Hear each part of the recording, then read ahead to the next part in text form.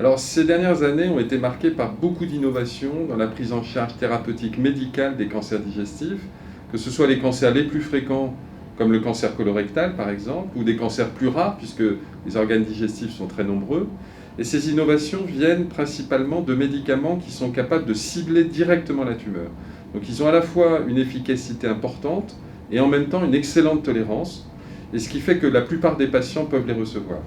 Et puis tout dernièrement, on a l'arrivée de l'immunothérapie. L'immunothérapie, on en parle beaucoup depuis ces dernières années, et actuellement, on a à disposition des médicaments qui peuvent activer l'immunité antitumorale, c'est-à-dire l'immunité propre à chaque personne, et ce sont les globules blancs qui vont aller eux-mêmes détruire la tumeur.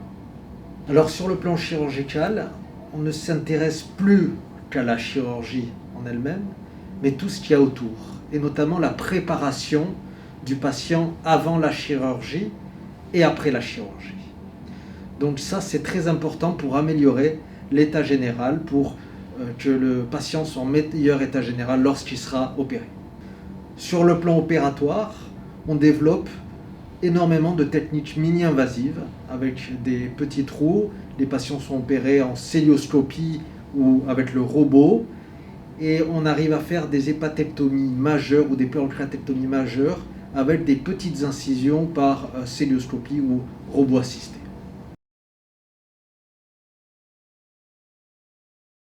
Alors bien entendu, toutes ces nouveautés sont accessibles au CHU, et bien au-delà d'ailleurs, puisqu'on développe de la recherche, et donc on permet à la plupart de nos patients d'avoir accès à des innovations, les médicaments dont je vous ai parlé, mais beaucoup de nouveaux médicaments aussi qui arrivent actuellement dans le traitement du cancer.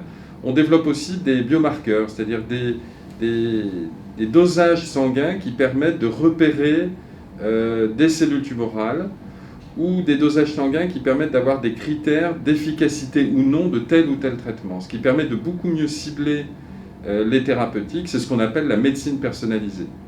Sur le plan chirurgical, on est très axé sur les nouveautés, les innovations chirurgicales, d'accord ? On s'est concentré sur les techniques de relaxation avant chirurgie, telles que l'hypnose avec les casques de réalité virtuelle, pour que les patients arrivent le plus détendus avant l'opération et même après. Ou encore, on a des techniques de détection avec la réalité augmentée des tumeurs à travers le foie, et pour que le foie devienne complètement transparent et puis on puisse cibler pour détruire les lésions de manière le plus précise possible. Alors pour en savoir plus sur toutes ces innovations qui sont extrêmement nombreuses, extrêmement riches, nous vous encourageons vraiment à nous rejoindre lors de la conférence organisée par la Ligue contre le cancer qui aura lieu le 18 novembre à 10h30 le matin.